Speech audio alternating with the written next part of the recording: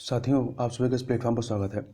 यहाँ पर हम लोग विजन आईएएस के द्वारा जो पीटी के लिए 365 नाम से मैगजीन निकाली जाती है, उसके तहत हम लोग विज्ञान प्रौद्योगिकी की जो पीटी 365 है, इसको यहाँ पर हम लोग देख रहे हैं।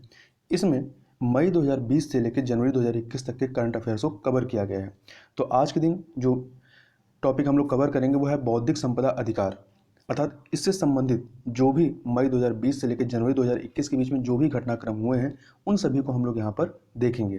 तो चलिए प्रारंभ करते हैं बौद्धिक संपदा अधिकार आईपीआर अर्थात इंटेलेक्चुअल प्रॉपर्टी राइट्स के बारे में।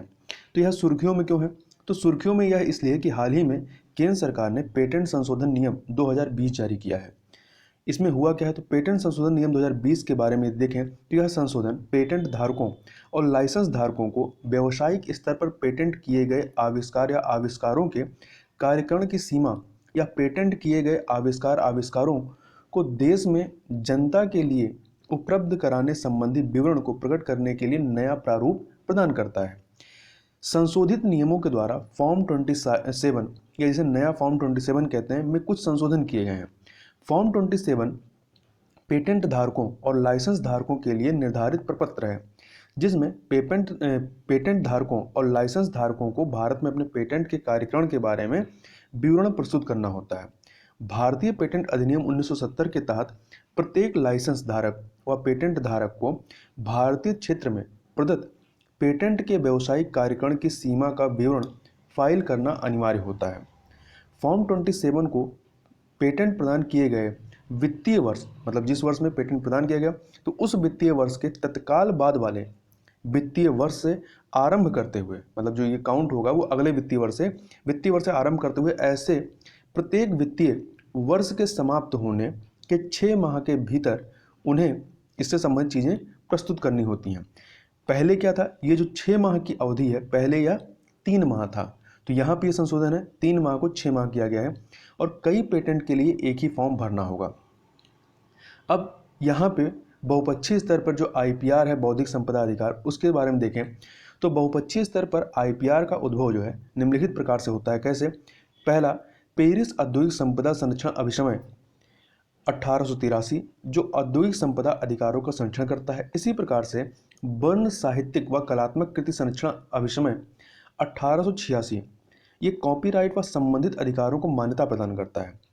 विश्व बौद्धिक संपदा संगठन WIPO संयुक्त राष्ट्र के तहत एक अंतर्राष्ट्रीय एजेंसी है जो इन अभिसमयों को, ठीक है, ये जो कन्वेंशंस हैं इनको के कार्यक्रम को प्रशासित करती है। इन अंतर्राष्ट्रीय अभिसमयों, ये जो इंटरनेशनल कन्वेंशंस हैं, इनके तहत आईपीआर पर प्रमुख व्यापार से संबंधित विषयों को संदर्भ के अनुसार विश्व व्यापार संगठन अर्थात WTO में ट्रिप्स समझौते के माध्यम से अंगीकृत किया गया है। ट्रिप्स समझौते के तहत शामिल जो बौद्धिक संपदा अधिकार आईपीआर हैं उसमें क्या क्या है? कॉपीराइट और संबंधित अधिकार, ट्रेडमार्क सहित सेवा चिन्ह, सर्विस मार्क्स, भौगोलिक संकेतक, GI, औद्योगिक डिजाइन, पेटेंट, इंटीग्रेटेड सर्किट का लेआउट डिजाइन या टोपोग्राफिस, व्यापार संबंधी रहस्य, ट्रेड सीक्रेट और परीक्षण डेटा सहित गोपनीय जानकारी। भारत विश्व बौद्धिक संपदा संगठन WIPO का सदस्य होने के साथ साथ ट्रिप्स समझौते के प्रति भी प्रतिबद्ध है। तो यहाँ ध्यान रखिएगा, भारत जो है WIPO का सदस्य है। अब बात करते हैं कि बौद्धिक संपदा अधिकार होता क्या है। तो देखिए, बौद्धिक संपदा अधिकार किसी व्यक्ति को उनके बौद्धिक सृजन पर प्रदान किया गया अधिकार होता है। यह सामान्यतः सृजनकर्ता को एक निश्चित अवधि के लिए उसकी कृति या जो सृजन है उसके उपयोग पर अनन्य अधिकार प्रदान करता है, मतलब केवल उसी का अधिकार होगा, अन्य किसी का नहीं। इसके तहत नई औषधि संगठन, व्यवसाय मॉड्यूल, उत्पाद, सॉफ्टवेयर एवं अन्य आविष्कार या आविष्कारों को शामिल किया जा सकता है। तो एक करके देखते हैं। तो पहले हम सबसे पहले बात करेंगे प्रतिलिपि अधिकार की अर्थात कॉपीराइट की। इसकी डिफिनेशन क्या है? तो कॉपीराइट एक विधिक शब्द है। इसका उपयोग रचयिता के साहित्यिक और कलात्मक कार्यों से संबंधित अधिकारों का वर्णन करने के लिए किया जाता है। अब इसके तहत आता क्या है? तो इसके तहत जो शामिल चीज़ें हैं वो है किताबें, संगीत, पेंटिंग, मूर्तिकला और फिल्में से लेकर के कंप्यूटर प्रोग्राम, डेटाबेस, विज्ञापन, मानचित्र और तकनीकी रेखाचित्र तक इसके तहत कॉपीराइट के तहत शामिल होते हैं। अब भारत में इसकी वैधता की अवधि क्या है? तो सामान्य नियम के अनुसार कॉपीराइट 60 वर्षों तक मान्य रहता है। तो ये टाइम पीरियड याद रखिएगा, 60 वर्षों तक मान्य रहता है। हालांकि मौलिक साहित्यिक मौलिक साहित्यिक, नाट्यकृति, संगीतात्मक और कलात्मक कार्यों के मामले में यह लेखक या रचनाकार की मृत्यु के बाद आगामी कैलेंडर वर्ष के आरंभ से 60 वर्ष तक मान्य रहता है। पेटेंट की बात करें तो पेटेंट किसी आविष्कार के लिए प्रदान किए जाने वाला एक अनन्य अधिकार होता है। यह पेटेंट धारक को उसके आविष्कार का दूसरों के द्वारा उपयोग कैसे या कहाँ किए जाने के संबंध में निर्णय लेने का अधिकार प्रदान करता है। किसी को अपने आविष्कार का संरक्षण करने के लिए संबंधित देश है, संबंधित प्रत्येक देश में उस आविष्कार के संदर्भ में पेटेंट प्राप्त करना होता है। अब इसके तहत शामिल क्या चीज़ें हैं, तो इसमें उत्पाद या प्रक्रिया को सामान्य रूप से किसी क्षेत्र की किसी समस्या का नवीन तकनीकी समाधान प्रस्तुत करना चाहिए, जो भी उत्पाद या प्रक्रिया जिसको पेटेंट दिया जा रहा है। इसके तहत किसी उत्पाद या प्रक्रिया से संबंधित नवीन आविष्कार का पेटेंट कराया जा सकता है, जिसमें मौलिक या आविष्कारशील चरण शामिल हो और जो औद्योगिक अनुप्रयोग हेतु सक्षम हो। अब इसको कितने समय के लिए दिया जाता है, तो भारत में प्रत्येक पेटेंट की अवधि पेटेंट आवेदन के फाइल किए जाने की तारीख से 20 वर्ष तक, कितने वर्ष तक, 20 वर्ष तक होती है। अब चलते हैं उपयोगिता मॉडल, यूटिलिटी मॉडल की बात करें तो उपयोगिता मॉडल जो है ये पेटेंट के समान ही होता है। यह भी पेटेंट की तरह आविष्कारों या नवाचारों का संरक्षण करता है। पेटेंट की तुलना में इसके तहत प्रदत्त संरक्षण की अवधि जो है तुलनात्मक रूप से कम होती है। पेटेंट और उपयोगिता मॉडल के मध्य मुख्य अंतर यह है कि उपयोगिता मॉडल के तहत अधिकार प्राप्त करने संबंधी अनिवार्यताएं जो है वो पेटेंट की तुलना में कम कठोर होती हैं। अब इसमें शामिल क्या है, इसमें उत्पाद या प्रक्रिया जो कि उपयोगिता मॉडल के लिए नवीन व औद्योगिक अनुप्रयोग के अनुरूप है, इसके तहत यहाँ ध्यान रखिएगा, इसके तहत किसी आविष्कारशील चरण संबंधी अनिवार्यता नहीं होती है। जबकि आप पेटेंट में पढ़ेंगे तो वहाँ पे आविष्कारशील चरण शामिल होना चाहिए। और यह जो है कितने समय के लिए दिया जाता है, तो उपयोगिता मॉडल के तहत प्रदत्त संरक्षण अवधि जो है वो पेटेंट की तुलना में कम होती है। आमतौर पर यह 6 और 15 वर्ष के मध्य में होती है, जबकि पेटेंट 20 वर्ष के लिए होता है। आगे चलते हैं व्यापार चिन्ह, ट्रेडमार्क्स। ट्रेडमार्क एक संकेत है जो एक उद्यम की वस्तु या सेवाओं को अन्य उद्यमों की वस्तुओं एवं सेवाओं से पृथक पहचान प्रदान करता है। इसके तहत क्या आता है, इस ट्रेडमार्क कोई विशिष्ट शब्द, प्रतीक, स्लोगन, लोगो, ब्रांड लेबल, नाम, हस्ताक्षर, अक्षरांकन, लेटर, अंक या उनमें से किसी का संयोजन हो सकता है। इसके तहत जो संरक्षण दिया जाता है, तो ट्रेडमार्क 10 वर्ष की अवधि के लिए प्रदान किया जाता है, जिसकी गणना आवेदन फाइल करने की तारीख से की जाती है। अगला है औद्योगिक डिजाइन, इंडस्ट्रियल डिजाइन। औद्योगिक डिजाइन किसी वस्तु के सजावटी या सौंदर्य संबंधी पहलू को इंगित करती है। इसमें शामिल क्या है, डिजाइन में त्रिआयामी विशेषताएं शामिल हो सकती हैं, जैसे किसी वस्तु की आकृति या सतह, या द्विआयामी विशेषताएं जैसे कि पैटर्न, रेखाएं या रंग, इनको शामिल किया जा सकता है। इनका संरक्षण कैसे होता है, तो भारत में भारतीय डिजाइन अधिनियम 2000, तो यह अधिनियम याद रखिएगा, भारतीय डिजाइन अधिनियम 2000 के तहत प्रत्येक इसके पंजीकरण की अधिकतम वैधता जो है वो 15 वर्ष तक होती है। औद्योगिक डिजाइन के लिए जो वैधता है 15 वर्ष है। आगे चलते हैं भौगोलिक संकेतक, जियोग्राफिकल इंडिकेशन या जीआई। तो भौगोलिक संकेतक होते क्या है, ये ऐसी वस्तुओं का या ऐसी वस्तुओं पर उपयोग किए जाने वाले संकेत होते हैं जिनकी एक विशिष्ट भौगोलिक उत्पत्ति होती है और उनमें ऐसे गुण या जो ख्याति या जो प्रसिद्धि या विशेषताएं पाई जाती हैं वो उस उत्पत्ति के स्थान से संबंधित होती हैं। इसमें शामिल कौन से होते हैं, तो आमतौर पर भौगोलिक संकेत में माल या वस्तु की उत्पत्ति के स्थान का नाम जो है शामिल होता है, जैसे बनारसी साड़ी। इसका संरक्षण कितने दिन के लिए होता है, यह 10 वर्ष की अवधि के लिए प्रदान किया जाता है और ऐसे टैग को, मतलब ये जीआई टैग को समय समय पर 10 वर्ष की अवधि के लिए नवीनीकृत किया जा सकता है। मतलब 10 वर्ष के बाद इसको फिर से नवीनीकृत कराना पड़ेगा। अगला है व्यापार के रहस्य, ट्रेड सीक्रेट। ये क्या होता है, तो व्यापार रहस्य एक प्रकार का बौद्धिक संपदा अधिकार है जो गोपनीय सूचना से जुड़ा होता है, जिन्हें बेचा या जिसके लिए लाइसेंस प्राप्त किया जा सकता है। इसके तहत क्या आता है, तो इसके उदाहरणों में फार्मूला जो कोई सूत्र है, व्यंजन विधियां अर्थात रेसिपी, पैटर्न, तकनीक, संकलन पद्धति, कार्यक्रम, प्रक्रिया, उपकरण या उत्पाद तंत्र शामिल है। इसका संरक्षण कैसे होता है, तो ट्रेड सीक्रेट तब तक वैध रहता है जब तक कोई इसे स्वतंत्र रूप से नहीं खोज लेता, तो इसका कोई फिक्स टाइम नहीं होता है। अब बौद्धिक संपदा अधिकार संबंधित जो कुछ टर्मिनोलॉजी है उसको देखें तो पेटेंट की एवरग्रीनिंग ये क्या होती है? तो भारतीय पेटेंट अधिनियम 1970 की धारा 3D पेटेंट धारक को यह अनुमति नहीं देती है कि वह किसी पेटेंट प्राप्त उत्पाद में केवल गौण मतलब कुछ बहुत छोटा बदलाव कर पेटेंट का नवीनीकरण करा ले।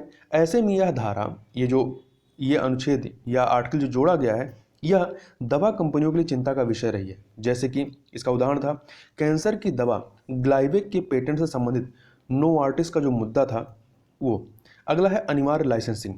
यह क्या है? तो यह एक सक्षम सरकारी प्राधिकरण को पेटेंट धारक की सहमति के बिना किसी तीसरे पक्ष या सरकारी एजेंसी को पेटेंट आविष्कार का उपयोग करने की अनुमति देने के लिए सक्षम बनाता है।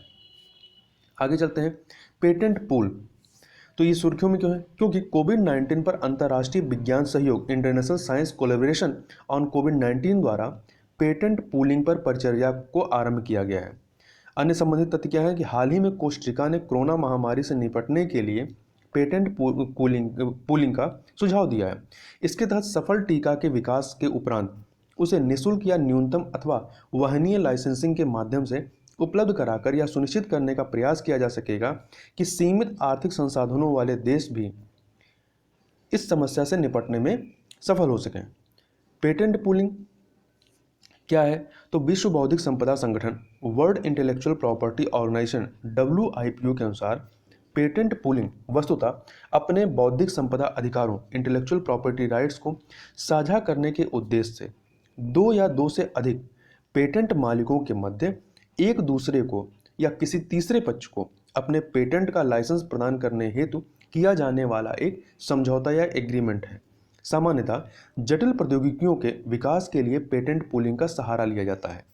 जटिल प्रौद्योगिकियों के विकास के लिए समन्वित प्रयास इंटीग्रेटेड प्रयास की आवश्यकता होती है। अतः ठोस या उत्पादक तकनीक समाधान प्राप्त करने हेतु पूरक पेटेंट्स अर्थात कम्प्लीमेंट्री पेटेंट्स की भी आवश्यकता पड़ती है। जैसे वर्तमान कोविड-19 संकट के समय टीके का विकास करने हेतु वर्ष 1856 में सीविंग मशीन कॉम्बिनेशन को संयुक्त राज्य अमेरिका में पहला आधुनिक पेटेंट पूल माना जाता है। वर्ष 2002, वर्ष 2002-3 के सॉर्स, वर्ष 2005 के H5N1 इन्फ्लुएंजा के प्रकोप और 2009 की H1N1 इन्फ्लुएंजा महामारी की अनुक्रिया में पेटेंट पूलिंग की व्यवस्था पर विभिन्न देशों के मध्य पहले भी सक्रिय वार्ताएं हुई हैं। पेटेंट पूलिंग से निम्नलिखित को सुनिश्चित किया जाता है। पहला, पेटेंट पूलिंग से कंपनियों के मध्य नवाचार को बढ़ावा मिलता है और साथ ही इससे अन्य संरक्षित अवधारणाओं के उपयोग से संबंधित संभावित कानूनी बाधाओं में कमी आती है। दूसरा, यह लेन देन की लागत को कम करता है और प्रक्रियात्मक दक्षता सुनिश्चित करता है। इसके माध्यम से पूरक पेटेंट धारण करने वाली कंपनियां एक दूसरे पर मुकदमा नहीं करने के लिए सहमत होती हैं ताकि बाजार में नए उत्पादों को लाने के लिए वे साथ मिलकर कार्य कर सकें। अब भारत में और पेटेंट पूलिंग से संबंधित क्या चीज़ें हैं उसको देखते हैं। तो पेटेंट पूलिंग की अवधारणा भारत में नई है और यह मुख्य रूप से वहनीय स्वास्थ्य देखभाल हेतु समाधानों की व्यवस्था पर केंद्रित रही है। भारतीय पेटेंट अधिनियम 1970 पेटेंट पूलिंग या इससे संबंधित किसी भी प्रावधान के लिए कोई दिशा निर्देश प्रस्तुत नहीं करता है। साथ ही यह पेटेंट पूलिंग पर कोई प्रतिबंध भी आरोपित नहीं करता है। भारतीय पेटेंट अधिनियम के अंतर्गत केंद्र सरकार जनहित में आवश्यक आविष्कारों और पेटेंट्स को प्राप्त कर पेटेंट पूल की स्थापना कर सकती है। हालांकि भारत में पेटेंट पूलिंग को प्रतिस्पर्धा अधिनियम 2002 द्वारा प्रतिबंधात्मक अभ्यास के रूप में देखा जाता है क्योंकि इसकी प्रकृति जो है वो प्रतिस्पर्धा विरोधी होती है। पेटेंट पूलिंग की दिशा में उठाए गए अंतर्राष्ट्रीय कदमों की यदि चर्चा करें तो इसमें पहला है CTAP। इसका पूरा नाम है कोविड-19 टेक्नोलॉजी एक्सेस पूल। वस्तुतः कोविड-19 स्वास्थ्य प्रौद्योगिकी से संबंधित ज्ञान, बौद्धिक संपदा और डेटा को स्वेच्छा से साझा करने हेतु सॉलिडेरिटी कॉल टू एक्शन के अंतर्गत व्यक्त की गई प्रतिबद्धताओं की प्रतिज्ञाओं को संकलित करता है। यह विश्व स्वास्थ्य संगठन द्वारा इसकी मेजबानी की जा रही है। ठीक है, मतलब यह एक प्रकार से विश्व स्वास्थ्य संगठन का इनिशिएटिव है। GISAID इसका पूरा नाम है global initiative to sharing of all influenza data या समस्त इन्फ्लुएंजा डेटा साझा करने संबंधी वैश्विक पहल। यह सभी इन्फ्लुएंजा विषाणुओं, वायरसेस और कोरोना वायरस जनित कोविड-19 से संबंधित डेटा के तीव्र साझाकरण को बढ़ावा देता है। इसके तहत मानव विषाणुओं से संबंधित आनुवांशिक अनुक्रम और संबंधित नैदानिक एवं महामारी संबंधी डेटा तथा भौगोलिक क्षेत्रों के साथ साथ प्रजातियों से संबंधित विशिष्ट डेटा को भी सम्मिलित किया गया है। अब थोड़ा सा इस GISAID के बारे में देखें तो GISAID एक सहयोगात्मक पहल है जिसमें सदस्य देशों के प्रतिनिधि तथा global influenza surveillance and response system GSRS और WHO के वैश्विक इन्फ्लुएंजा कार्यक्रम GIP के वैज्ञानिक एवं बौद्धिक संपदा को लाइसेंस देने वाले विशेषज्ञ शामिल हैं। इसमें यह डेटा सभी व्यक्तियों को निःशुल्क प्रदान किया जाता है। यह डेटा उन सभी को प्रदान किया जाता है जो स्वयं की पहचान को बताने और GISAID साझाकरण तंत्र को बनाए रखने के लिए सहमत होते हैं। अगला है मेडिसिन पेटेंट पूल MPP। इसके माध्यम से HIV, तपेदिक और हेपेटाइटिस C के लिए जेनरिक दवाओं के विकास की सुविधा प्रदान की गई है जिससे उन्हें वहनीय कीमत पर बेचा जा सके। MPP मेडिसिन पेटेंट पूल संयुक्त राष्ट्र समर्थित एक सार्वजनिक स्वास्थ्य संगठन है जो निम्न और मध्यम आय वाले देशों के लिए जीवन रक्षक दवाओं की उपलब्धता को बढ़ाने तथा ऐसी दवाओं के विकास हेतु प्रयासरत है। तो ध्यान रखिएगा, निम्न और मध्यम आय वाले देशों के लिए। अगला है व्यापार से संबंधित बौद्धिक संपदा अधिकार, trade related intellectual property rights trips. यह समझौता जो है देशों को आपात स्थिति के समय पेटेंटकृत उत्पादों का उत्पादन करने हेतु कंपनियों को अनिवार्य लाइसेंस प्रदान करने की अनुमति प्रदान करता है। अगला है इसमें जैव विविधता अभिसमय कन्वेंशन ऑन बायोडाइवर्सिटी CBD के अंतर्गत नगोया प्रोटोकॉल जो होता है, इस प्रोटोकॉल के अनुच्छेद 2E को आनुवांशिक अनुक्रम जानकारी को समाविष्ट करने वाले स्वरूप में वर्णित किया जा सकता है जो कोविड-19 या कोविड के उपचार जैसे उपचार और रोकथाम पर चल रहे सभी अनुसंधान एवं विकास को आधार प्रदान करता है। इस प्रोटोकॉल के तहत वाणिज्यिक उद्देश्यों के लिए आनुवांशिक संसाधनों के उपयोग पर अनुबंध करने वाले पक्षकारों तथा सहभागियों को उपलब्धता एवं लाभ को साझा करने के लिए विकल्प प्रदान करने की आवश्यकता को निर्धारित किया गया है जिससे अप्रत्यक्ष रूप से पेटेंट पूलिंग की संभावना उत्पन्न होती है। तो इस प्रकार से यहाँ पर हम लोगों ने IPR बौद्धिक संपदा अधिकार संबंधित चीज़ों को देखा। तो इस वीडियो में बस इतना ही, मिलते हैं नेक्स्ट वीडियो में, तब तक के लिए बहुत बहुत धन्यवाद।